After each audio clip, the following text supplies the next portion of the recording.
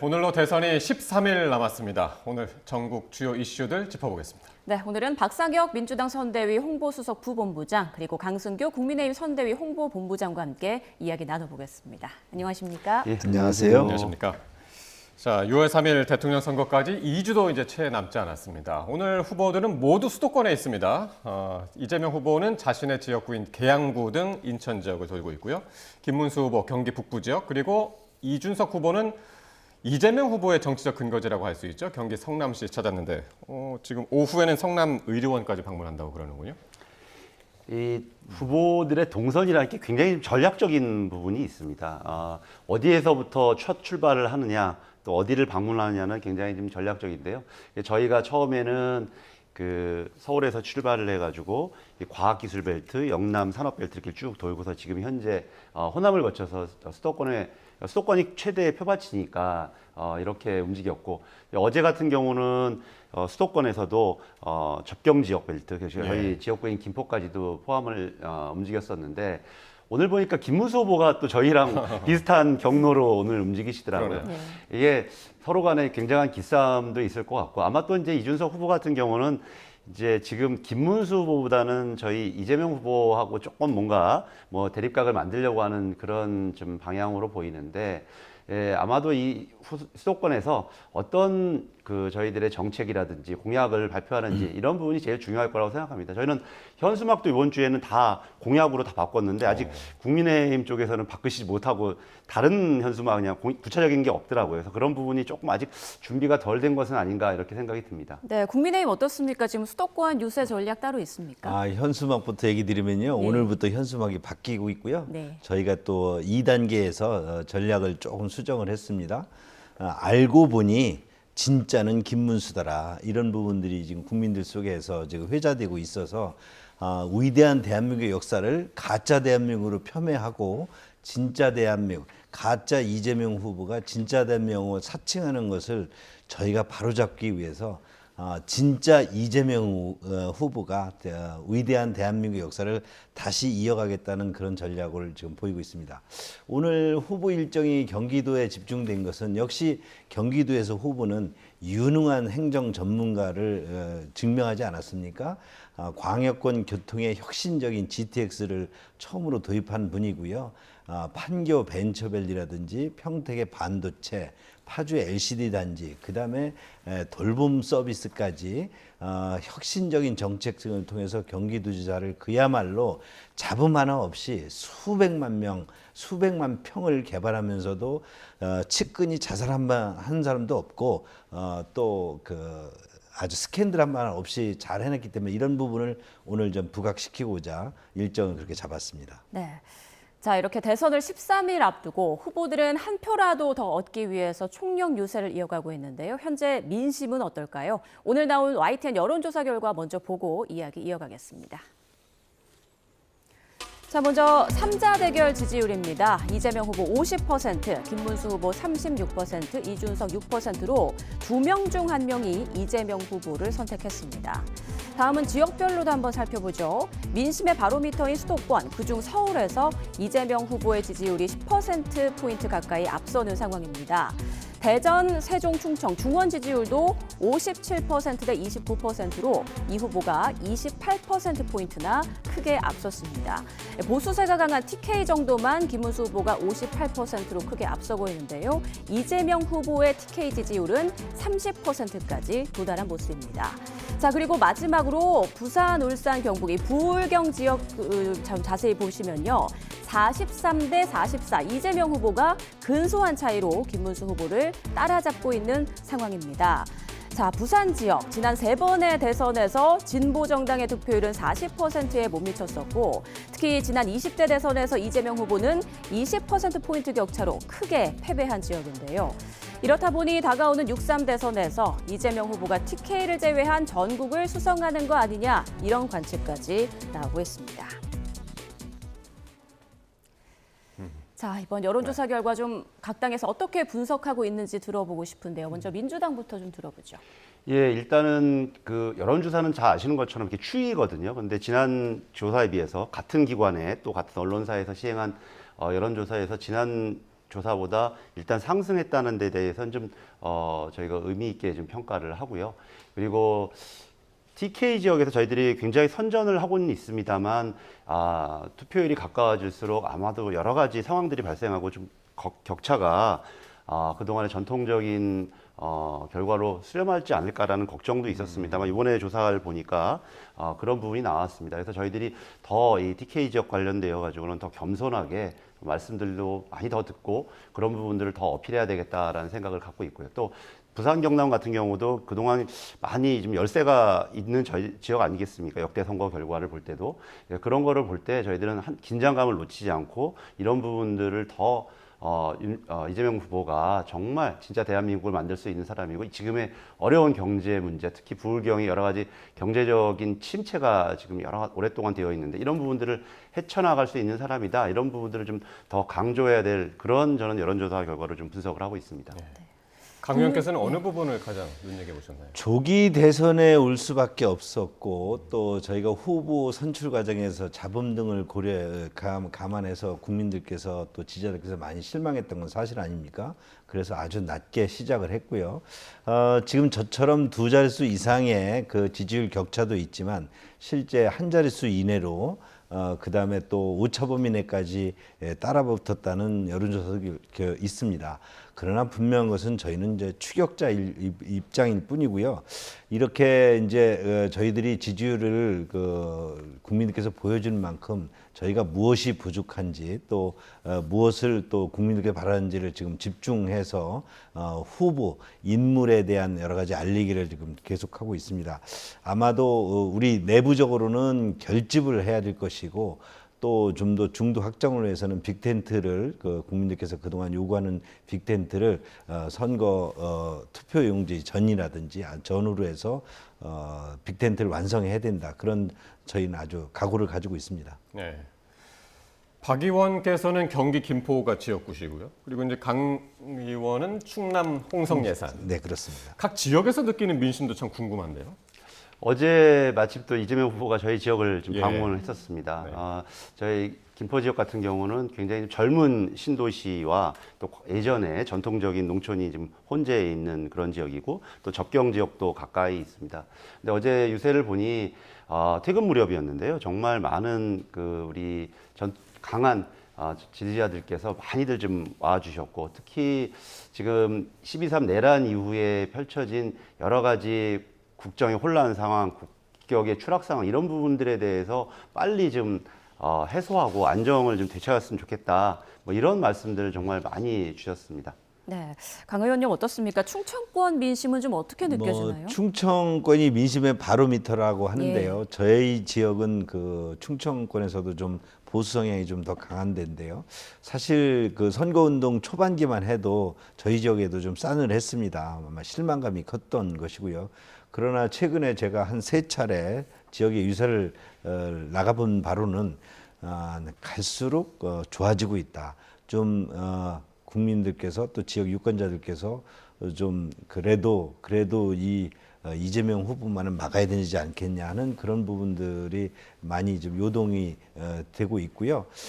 저는 지금 선거일이 이제 2주도 채 안 남았습니다만 아마 사전 투표일 전에는 전까지는 상당 부분 지지율 격차가 접전 양상으로 줄어들 것이다. 그리고 저희 지역에서 지금 반응을 보면 이제 결집이 돼가고 있고 또 그래도 더 나은 악을 피해야 된다 하는 측면에서 국민의힘에게 다시 또 김문수 후보에게 다시 길을 열고 있다 이렇게 저는 봅니다. 예, 그렇군요.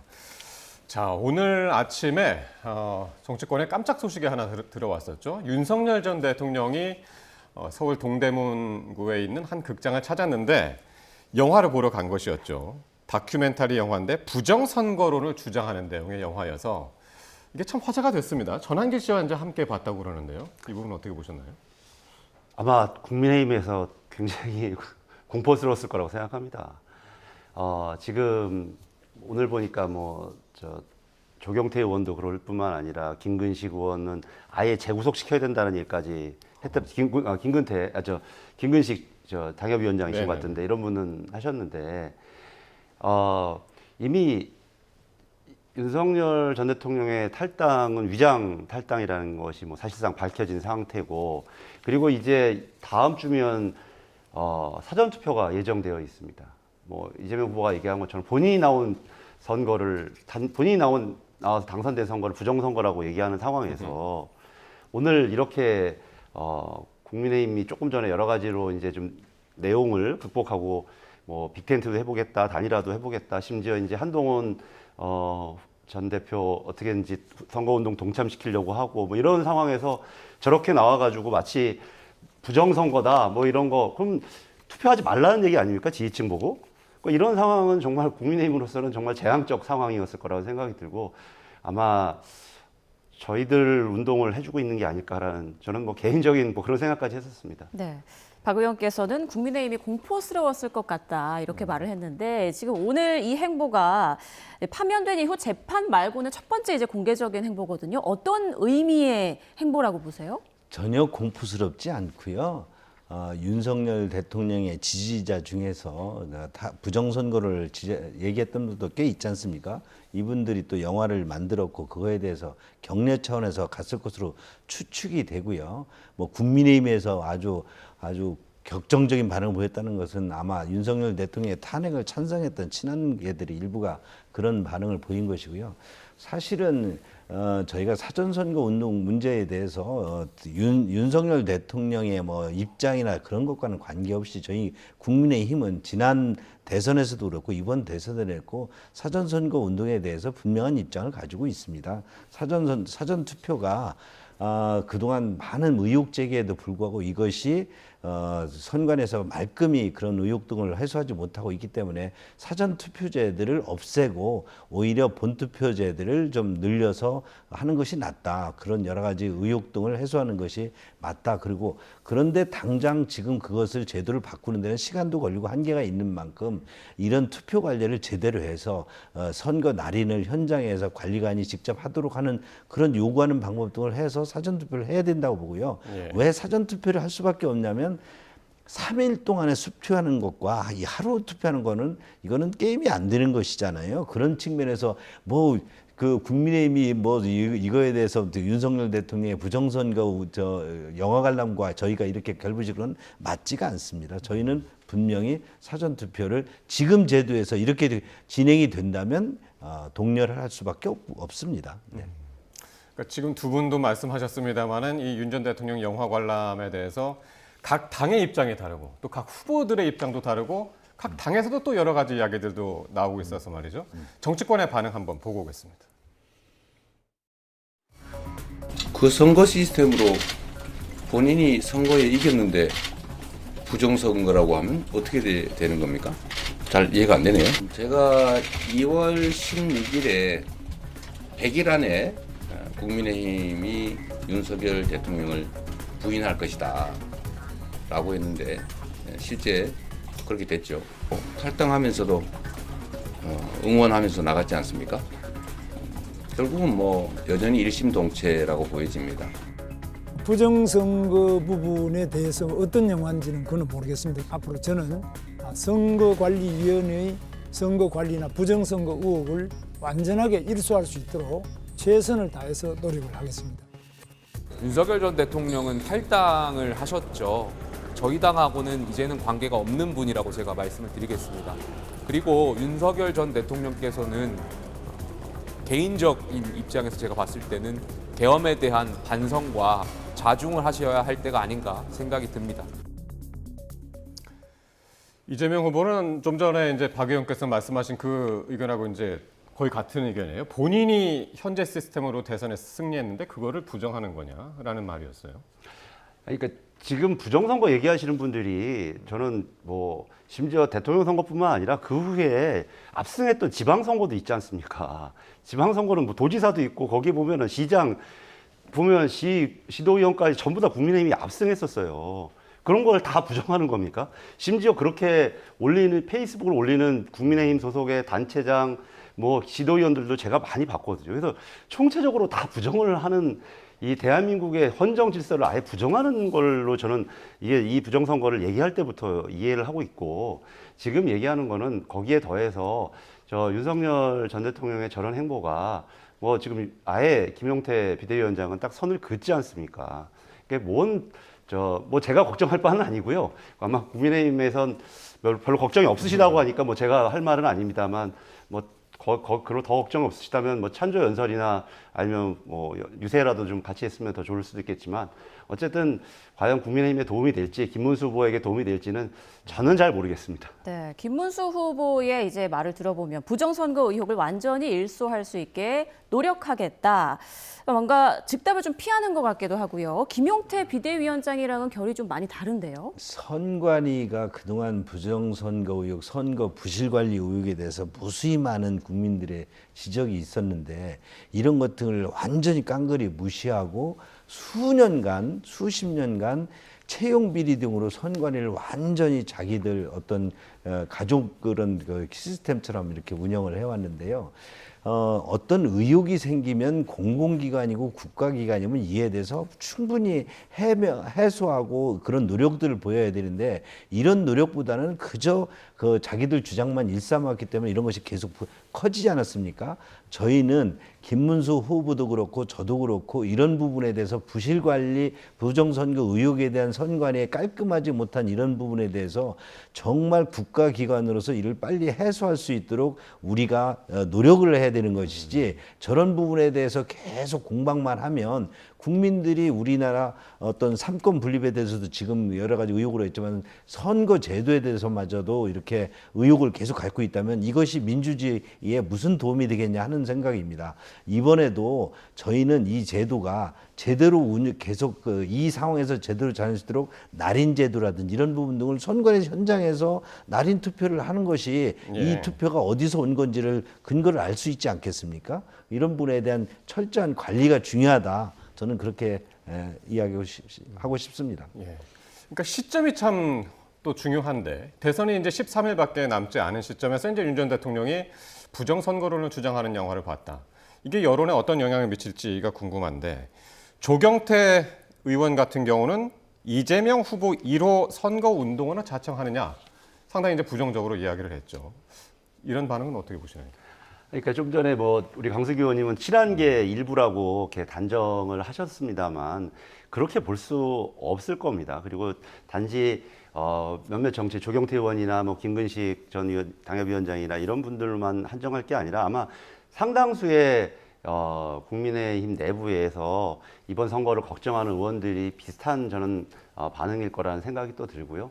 거기에 더해서 아까도 말씀드렸던 것처럼 그 의원들뿐만 아니라 지금 한동훈 대표하고도 조금 원만하게 해서 선대위 체제라든지 이런 걸 하고 싶은 게 김문수 후보일 텐데 이런 것들을 근본적으로 좀 막지 않나. 또 한동훈 전 대표가 한계가 있습니다.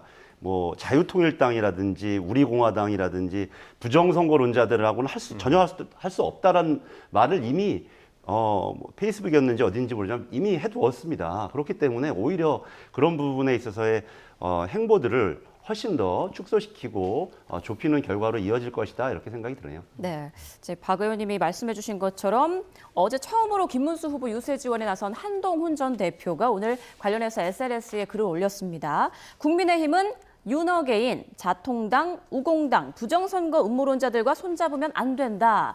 자, 이런 메시지를 올렸는데 이에 대한 생각은 국민의힘이 그렇게 손잡은 적이 없고요. 그건 한동훈 전 대표의 그냥 시각일 뿐입니다.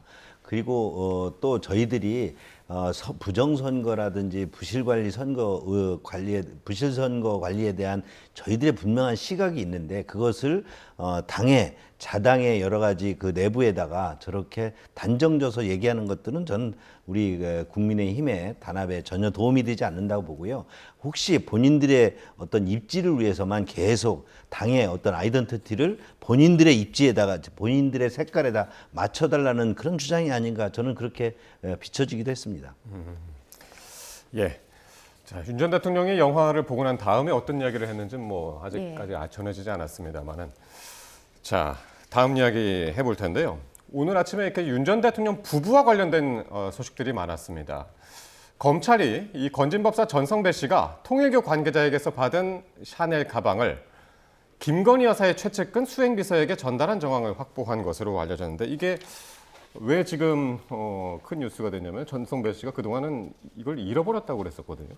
네, 어떻게 이 보세요? 전성배 씨가 이 수사 대상에 오른 거는 전혀 다른 문제로 시작이 됐지 않습니까? 여러 차례 문제가 있었습니다만 무슨 코인 문제였나요? 뭐 전혀 다른 걸로 수사가 시작이 되어서 지금 구속까지 이르게 되었습니다.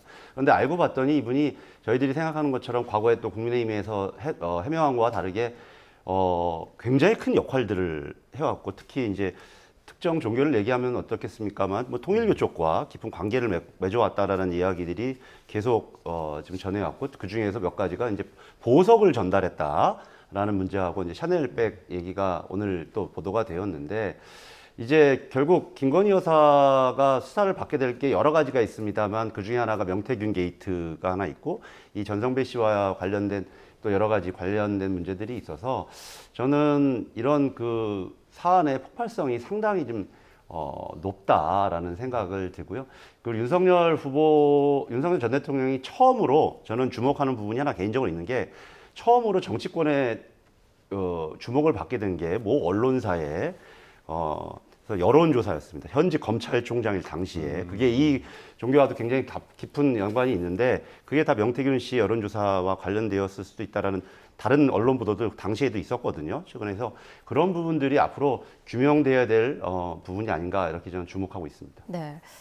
자, 앞서 뭐 윤 전 대통령 이야기도 그렇고 김건희 여사와 관련한 이런 소식들도 그렇고 국민의힘 입장에서는 호재는 아닐 텐데요. 앞서 좀 얘기를 들어보니까 국민의힘 내에서도 윤 전 대통령을 보는 좀 시각이 다른 것 같고 뭔가 원팀으로 잘 이루어지고 있는 건지 의구심이 드는데 어떻습니까? 김건희 여사 부분은 지금 예. 검찰에서 수사를 하고 있는 만큼 수사에 맡겨져야 될 것 같고요. 지금 샤넬백 등에 대해서 뭐 본인이 받지 않았다 이런 입장인 걸로 알고 있는데 수사에서 밝혀질 것으로 봅니다. 그리고 뭐 건진법사 등의 문제 등을 우리 국민의힘에서 엄청난 그분의 역할을 이제 우리 박상희 의원께서 얘기를 하셨는데 통일교와 그리고 또 건진법사가 저희 국민의힘의 지난 대선이라든지 그동안 우리 국민의힘의 여러 가지 정당 활동에서 큰 역할을 맡아본 적이 없습니다. 공식 직합분도 만들면 있고 캠프에 수많은 여러 가지 조직들 중에 본인의 뭐 어떤 조직을 제가 가지고 있다라고 한 역할 정도이겠죠. 그런데 이런 부분 등을 확대해서 그런 그렇고요. 김 여사께서 뭐 저런 선물을 받았는지 그것이 또 통일교 측에 심부름을 해서 어떤 특혜를 줬는지 이런 부분 등은 검찰에 조사를 해봐야 나오는 것이 아니겠습니까? 지금 수사가 진행되어 있는 만큼 수사가 진행되면 그 결과를 알 수 있을 것이다. 저는 그렇게 봅니다. 예, 검찰 수사 끝까지 지켜봐야 될 것 같고요. 자, 김용태 국민의힘 비대위원장이 어제 대선 후보 배우자들의 TV 생중계 토론을 제안을 했었죠. 바로 뭐 이준석 후보라든가 이재명 후보가 바로 거절은 했습니다만 예. 그게 오늘까지도 계속 정치권에서 공방이 오가고 있습니다. 목소리 듣고 말씀 계속 나누겠습니다. 저는 사실 개인적으로 텔레비에서 어떻게 그 얘기가 나올 때 김건희 씨가 나오나 영부인 문제를 거론하는 것 자체가 좀 연상이 좀 안 좋았어요. 김용태 비대위원장님은 그 배우자 검증을 토론을 통해서 하자고 하는데 이거는 공직선거법상 토론의 취지에 안 맞을 수가 있다는 거죠. 그러니까 이준석 후보 같은 분은 이제 이게 합당하지 않다고 항의할 만한 근거가 있는 것이죠. 그래서 헌법 취지에도 반할 수 있다. 그래서 사실은 이제 정말 대통령 어떤 배우자의 문제가 계속 거론됐지 않습니까? 문재인 대통령의 여사님도 그렇고 그리고 윤석열 대통령의 여사도 그렇고 김혜경 여사도 복합 문제 이런 사법 이슈에 자유롭지 않고 네, 지속적으로 국가 에너지를 대통령의 배우자에게 쏟을 수는 없다. 이렇게 보고 있기 때문에 아예 처음부터 이런 것들을 아주 클리어하게 정리하고 가자. 저는 매우 적절하다고 생각을 하고요. 네, 국민의힘을 제외한 나머지 후보들이 이제 모두 거절을 하고 있는 상태인데 계속 지금 논란이 되고 있습니다. 저는 이게 국민의힘한테 좀 여쭤보고 싶은 게 이게 김용태 위원장의 개인적인 생각입니까? 아니면 후보와 상의가 되고 선대위의 어떤 지도부하고 얘기가 되는 겁니까? 저는 바로 반응들이 뭐 어이가 없다는 반응일 수밖에 없는 거잖아요. 이준석 후보는 뭐 당연히 뭐 여자친구가 나옵니까? 그리고 과거에 문제되었다라고 하면 지금 뭐 당연히 김건희 여사가 연상될 수밖에 없고 김건희 여사한테 영향을 미친 사람은 그럼 장모님도 구속되고 그랬는데 그럼 장모님 토론회도 해야 되나요? 또 장모님 왜 남자친구 토론회도 또 필요한 겁니까?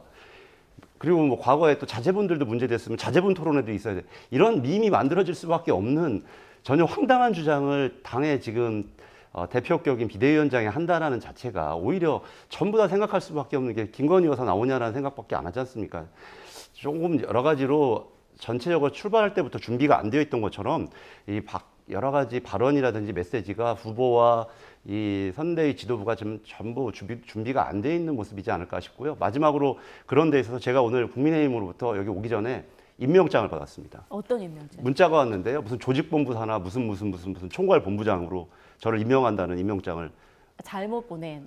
아니 잘못 보냈는지 제대로 보냈는지 모르지만 예. 제대로 보낸 건 아니겠죠. 제가 그런 거를 신청한 적이 없으니까. 그럼 임명장이 와가지고 제가 페이스북에도 게시를 했고 저희 당의 다른 동료원들도 몇 분 그런 적이 있습니다. 그래서 조금 그런 부분에 있어서 좀 정비가 안 돼 있는 것 같다 이런 얘기를 좀 드리고 싶습니다. 네.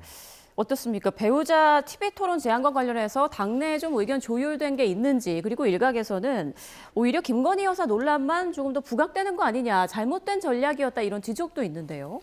이재명 후보를 비롯해서 민주당 많은 분들이 깜짝 놀란 반응을 보이는 것을 보면 역시 배우자 토론에 대한 엄청난 부담감을 가지고 있는 것 같습니다. 이 민주당의 그동안 모습 어땠습니까? 기승전 김건희 여사 아니었습니까? 김건희 여사는 그러면 선출직이었나요? 그 다음에 또 김혜경 여사께서 본인을 포함해서 대통령에 영향을 미칠 수 있는 사람은 아주 무한 검증을 받아야 된다고 했습니다. 그때 얘기한 검증은 이런 토론회 같은 것은 검증이 대상이 안 되나요? 오히려 검증을 아주 쉽게 할 수 있는 가장 간편한 방법 중 하나가 토론회 아니겠습니까? 이것은 법에 규정되어 있는 문제가 아니고 지금 대한민국 정치 그 과정 중에서 특히 그 정치가 양극화되다 보니 배우자 등에 관한 엄청난 그 검증 등 또 어떤 그 꼬리물기 의혹 등이 제기되고 있는 만큼 이런 부분들을 대통령 선거 단계에서 무대에 올리자는 것이 아마 김용태 비대위원장의 제안이고, 저는 그런 부분을 한번 고민해 볼 수 있고 서로 토론해 볼 수 있다고 생각하는데, 저렇게 깜짝 놀란 반응을 보이는 것은 역시 김혜경 여사의 배우자의 여러 가지 그동안 법카라든지 관용차 사용 논란 이런 것 등에 있어서 혹시 기승전 김혜경이 되지 않을까 이렇게 우려하는 민주당의 반응 같습니다. 예. 어쨌든 23일까지 답변 달라고 했는데 바로 즉석에서 그냥 거절을 해버려서 예. 앞으로 이 토론회가 어떻게 진행이 될지, 이슈가 어떤 방향으로 흐를지 보도록 하겠습니다. 자, 어제 한동훈 전 국민의힘 대표가 부산 지역을 시작으로 해서 지원 유세에 나섰죠. 그런데 5세는 김문수 이름 석자가 적히지 않았고요. 그리고 김문수 후보를 찍어달라고 그 이름도 말하지 않고, 그래서 먼저 강 의원님, 그 당내에서는 지금 어떻게 바라보고 있나요? 이런 우선 선거 운동에 나서 주신 것은 좀 고맙고요. 그러나 어찌 됐든 진정성이 있어야 되지 않겠습니까? 우리 한동훈 후보가 김문수 후보의 당선을 진정으로 바란다면 김문수 후보의 어떤 당선을 위해서 당의 어떤 입장과 함께 결을 같이 하는 것이 저는 필요하다고 보고요. 이런 부분에서 좀 아쉽다. 그리고 이런 부분은 또 다 지지자들이나 국민이 지켜보고 있는 만큼 본인의 정치적 활동에 있어서 앞으로 이런 부분이 도움이 될지 저는 참 그런 부분에서는 의아하게 생각합니다. 네, 한동훈 전 대표의 이런 유세 방식을 두고 정치권에서 또 여러 목소리가 나오고 있는데요. 듣고 계속 대담 이어가겠습니다. 한동훈 후보는 계엄을 반대하고 탄핵을 찬성했는데 윤석열과도 스스로 손을 긋지 못한 김문수 후보에 대해 직원 유세를 시작한다는 게 이게 말이 됩니까? 일종의 자기 부정 아니나요? 윤석열의 잦은 탈당이 명분이 됩니까? 내란으로 인해 성나가 필요해진 민심 무시하고 국민들을 속이려는 수작일 뿐이라는 것을 국민들은 이미 간파하고 계시다고 저는 봅니다. 상대당 후보인 그 이재명 후보는 안 된다는, 안 되겠다는 그런 대의 명분 때문에 김문수 후보와는 생각의 차이는 있지만 어쨌든 그런 절박한 심정으로 국민의힘 후보이기 때문에 지원한다 그런 어떤 말씀인 것 같고요. 지금 중도층이나 무당층 그리고 젊은 층에서는 그 김문수 후보에 대한 지지가 뭐 상당히 약하지 않습니까? 그럴 경우에는 또 그렇게 따로 이렇게 별도로 하는 것도 하나의 전략적으로 저는 그 확장성에 있어서 좀 효과적일 수 있다. 저는 그렇게 보고 있습니다. 역시 두 당에서 완전히 좀 다른 해석을 내놓고 있는데 윤여준 위원장은 일종의 자기 부정 아니냐 이렇게 지적을 했고 조경태 의원은 하나의 전략으로 좀 확장성에 효과가 있을 수 있다 이렇게 말했습니다. 어떻게 들으셨습니까? 과거에도 좀 저런 사례가 여러 번 있었습니다. 지금 경선이라든지 이런 국면에서 치열하게 싸우고 나서 제대로 화합하지 못했을 때 이제 그 떨어진 쪽에서 굉장히 압박을 받죠. 이 선거에 참여해라.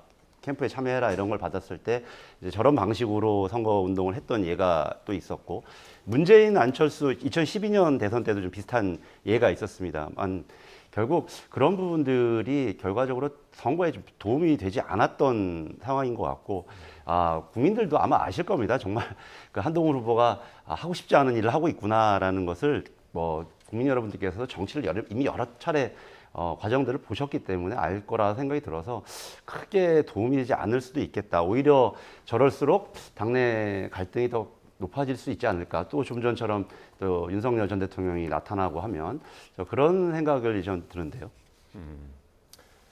그러니까 아까 조금 전에 이제 말씀하셨던 과거 사례 그 중에서 이제 뭐 그 이명박, 박근혜 이때 사례를 드시는 분들도 또 있더라고요. 그 당시는 그 이명박 박근혜 대통령이 치열하게 또 경선도 했지만 박근혜 대통령이 아주 깨끗이 승복했고요. 또 약간의 저렇게 따로 선거 운동을 하더라도 압도적으로 우위에 있는 선거 판세였습니다. 그래서 지금 저희가 절박한 상황에서 단합과 연대, 통합이 필요하다는 이런 그 국민의힘 입장에서 보면 한동훈 후보의 그 지금의 모습이 이명박 박근혜 대통령 선거에 열고 결을 그런 것과 같은 결을 유지하는 거냐라고 보기에는 저는 차이가 있다고 봅니다. 그 아마 그런 부분은 많은 사람들이 동의하지 않을 것입니다. 네. 자, 다음은 홍준표 전 대구시장 얘기를 좀 나눠보겠습니다. SNS에 또 글을 올렸는데요. 자, 하와이 특사단이 돌아갔다고 하면서 대선 뒤에 돌아가겠다는 입장 변함이 없다라고 밝혔습니다. 자, 먼저 이 돌아간다는 말이 뭐 말 그대로 한국으로 돌아온다는 건지 아니면은 뭐 정치권으로 돌아온다는 건지 어떻게 보십니까? 일단 홍준표 후보는 탈당도 했고 정치를 그만두겠다고 선언을 했습니다. 근데 지금 그렇다면 하와이에서 돌아간다는 것은 한국으로 돌아온다는 것이고 그건 선거 이후로 돌아가겠다 이런 입장이고요. 예. 이번에 뭐 소위 말한 특사단이 가서 홍준표 후보와 얘기를 나눈 그 결과는 민주당으로 가지는 않는다. 그리고 김문수 후보를 지지한다. 그러나 내가 지금 당을 떠나고 정치를 떠난 만큼 대선이 끝난 후에 돌아가겠다. 그런 입장을 원칙적인 입장을 밝힌 것 같습니다. 네. 오늘 귀국하는 거죠. 네네. 특사단. 김대식 아직 귀국했다는 얘기 못 들었습니다. 오늘 귀국할 걸 알고 있습니다. 예. 어떻게 보셨나요? 홍준표 전 시장을 설득하러 갔던 분들 좀 성공적으로 근데 저는 이게 자체가 오히려 국민들로 하여금 지금 국민의힘이 지금 아까도 준비 안 된 얘기에 캠프 얘기하지만 특사단은 저 왜 가는지 잘 이해가 안 가요. 왜 이런 모습을 더 주목도를 높이고 있는지 지금 상황들이 하나로 제대로 화합이 되지 못하고 있는 상황을 더 오히려 국민들로 하여금 알게 만들고 이런 상황이 과연 무슨 도움이 될지 저는 특사단이 간다고 할 때부터 좀 이상하고 결국 이 효과는 홍준표 전 시장 몸값 올려주는 거 말고는 더 아무 효과도 없지 않습니까?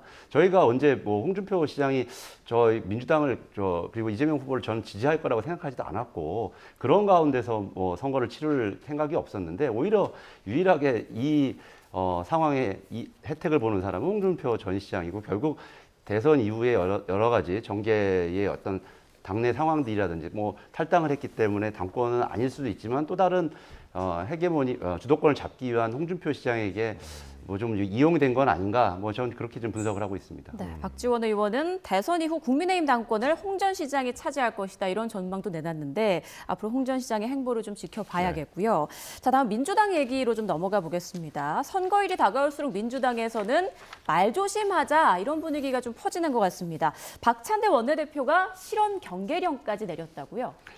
네, 사실 아시는 것처럼 큰 선거를 앞두고는 저희들은 조금 전에도 우리가 여론조사를 분석했습니다만 마지막에는 항상 이렇게 거의 그 여론의 추이가 지지 세력들이 결집을 하고 얼마 차이가 나지 않는 것이 역대 큰 선거들의 결과였습니다. 그런 상황에서 가장 중요한 거는 결국 그 구성원들의 경각심, 특히 말실수 이런 부분이었다는 건 뭐 여야 공이 다 같이 많은 경험을 하고 있는 사실이어서 특히 이제 박찬대 상임선대위원장이 그런 부분에 대해서 좀 더 엄중하게 언행을 좀 조심해야 된다라는 생각을 하고 있고요. 저부터도 그렇고 많은 사람들이 이건 뭐 아마 국민의힘도 마찬가지일 겁니다. 그런 부분들은 훨씬 더 여느 때와 다르게 선거 국면이라는 부분들은 또 그 여론의 주목도가 높아지기 때문에 그런 부분들을 더 조심하자 이런 취지로 그런저런 지침을 내주셨습니다. 예, 강 의원도 그렇게 보시나요? 마지막에 좀 결집할 양측이. 저는 두 가지 측면에서 좀 이번에 민주당이 좀 큰 손해를 좀 보고 주의 경계령이 내려졌다 이렇게 봅니다. 우선 커피 원가 120원 부분이 너무 뼈 아팠을 것입니다. 민생을 전혀 모르는 정말 민생하면서도 민생을 모르는 어떤 이재명 후보라든지 민주당의 모습이 그대로 투영됐던 것이고요. 이 또한 뭐 입조심을 안 한 그런 탓이겠죠.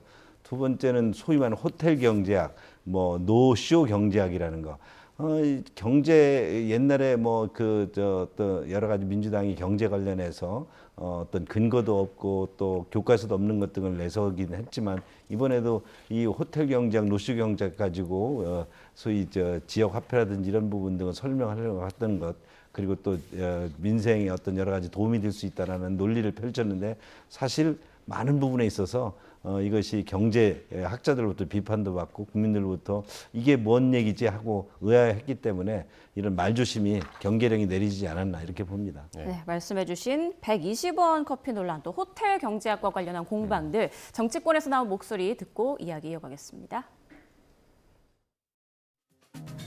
뭐 인터넷상을 보면 정말로 이재명 후보가 얘기한 호텔 경제학과 120원 컵을 그 풍자하는 뭐 글과 만화 이런 것들이 어마어마하게 돌아다닙니다. 다만 한 가지 심각한 것은 정치 지도자의 언어라든지 또는 대통령 후보의 언어가 이렇게 국민을 속이는 언어가 되어서는 안 된다. 단어 하나 말꼬리 가지고 시비 거는 전형적인 시비 정치다 이렇게밖에 이해할 수가 없고요. 그런 점에서 보면 어떻게 경기 순환을 효과적으로 해서 죽어있는 소비를 진작시킬 것인가, 그거에 대한 건설적이고 합리적인 대안을 가지고 토론을 하면 되는 거 아니겠습니까? 네, 이재명 후보의 이런 경제학이랄까요? 관련 이야기에 대해서 앞서 이제 국민의힘 입장을 잠시 들어봤고 민주당은 어떻습니까? 예, 뭐 아시는 것처럼 저 얘기가 나온 배경이 있지 않습니까? 저 이재명 지사가 경기지사 시절에 계곡을 정비하면서 그 당시 여러 가지 민원인들, 이해 당사자들을 설득하는 과정에서 설명을 했던 내용을 내가 이런 식으로 설명을 해서 잘 정비를 했다. 그때 나왔던 이야기를 가지고 2019년 당시죠. 유세에서 했던 얘기를 이제 하나 꺼집어내서 말 그대로 시비를 걸고 있는 건데 국민 여러분들이 충분히 맥락이라는 부분들을 그리고 그 당시 상황들 그리고 이재명 후보가 그때 경기지사로서 그런 계곡 정비 이런 걸 잘 했다라는 부분들을 이미 다 인정하고 있기 때문에 별 큰 논란거리가 더 이상 되지 않을 거라는 생각이 들고요. 이제 곧 뭐 토론회도 또 남아 있습니다만 앞으로도 지금 대한민국이 처해 있는 상황들이 보면 오늘도 보면 여러 가지 경기 지표가 굉장히 후퇴하고 있고 또 수출이 굉장히 어렵습니다. 그래서 이런 부분들을 가지고 어떻게 건설적으로 대한민국을 이끌어갈 것인가 이런 부분에 더 집중하는 남은 13일이 되고 이번 토론회 일정들이 좀 됐으면 좋겠다는 생각을 가지고 있습니다. 예. 자, 이제 대선이 13일 남은 상황에서 국민의힘 그리고 보수 진영이 지금 가장 눈여겨보고 있는 것, 관심 있게 보고 있는 것이 이제 단일화인데 조금 전에 안철수 선대위원장이 이준석 후보를 직접 찾아가서 이제 설득하는 모습도 봤는데 큰 효과는 없었던 것 같아요. 후보 단일화를 보는 시각은 이렇습니다. 네. 우리 김문수 후보와 이준석 후보가 가치가 같습니다. 지향하는 가치가 같기 때문에 그런 측면에서 가치를 공유하면서 다른 가치를 가지고 있는 상대 후보의 어떤 당선을 저지하기 위해서 우리가 연대할 수 있다라는 게 이제 저희가 주요한 이슈, 이슈고요. 그러나 과정상에 있어서 우리 이준석 후보가 우리 당대표 할 때 여러 가지 당으로부터 섭섭함이 있었기 때문에 이에 대해서 충분히 좀 우리가 어떤 그 입장을 좀 전해서 지금 우리 절체절명 지금 가지고 있는 그런 더 나쁜 악이 대한민국의 정치를, 대한민국의 삼권분립을 막는 것을 막아야 되겠다는 그런 절박함을 우리 적어도 안철수 후보, 안철수 그 어떤 위원장께서 앞장서서 나서고 있는 것이고요. 저희들은 결국에는 이준석 후보도 이에 대해서 어떤 부분에 있어서 제3지대에서 정치를 하는 것이 또 나을지, 지금 이번 대선에서 어느 정도 본인의 최종 득표율이 될지를 좀 봐가면서 마지막에는 어떤 단일화의 어떤 힘을 보태줄 수도 있다. 저는 그렇게 예상하고 있습니다. 네, 25일부터 이제 투표용지를 인쇄하기 때문에 시간이 없는데요. 그 전에 어떤 변화가 있을지 좀 지켜봐야겠습니다. 지금까지 박상혁 민주당 선대위 홍보수석 부본부장, 강승규 국민의힘 선대위 홍보본부장과 함께했습니다. 고맙습니다. 예, 감사합니다. 감사합니다.